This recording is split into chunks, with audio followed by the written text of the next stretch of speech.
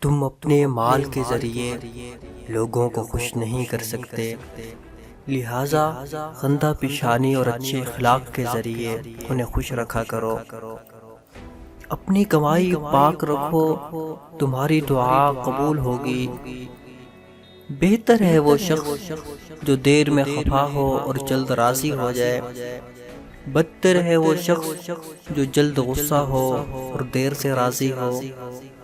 مجھے غریبوں میں تلاش کرو، کیونکہ غریبوں کے ذریعے تمہیں مدد اور روزی ملتی ہے۔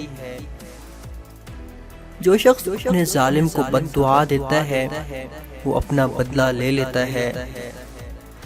جس نے جنگل میں سکونت اختیار کی وہ علم و عقل سے خالی رہا، جو شکار کے پیچھے لگا رہا وہ غافل رہا، جو امراء کے دروازے پر آیا وہ فتنہ میں پڑا۔ جس قدر ان کے نزدیک ہوا اتنا ہی خدا سے دور ہوا۔ انسان خدا کا اور خدا اس کا راز ہے، سچی اور میٹھی بات بھی ایک صدقہ ہی ہے۔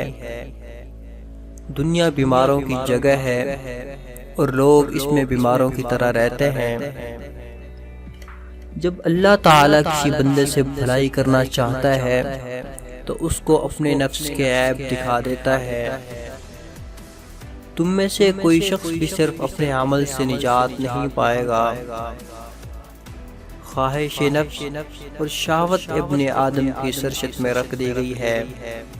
خواہش کا چھوڑ دینا بندہ کو امیر کر دیتا ہے اور اس کی پیروی کرنا امیر کو اسیر بنا دیتا ہے۔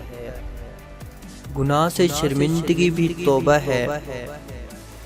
نیک لوگوں کی صحبت نیکی کرنے سے بہتر اور برے لوگوں کی صحبت برائی سے بدتر ہے۔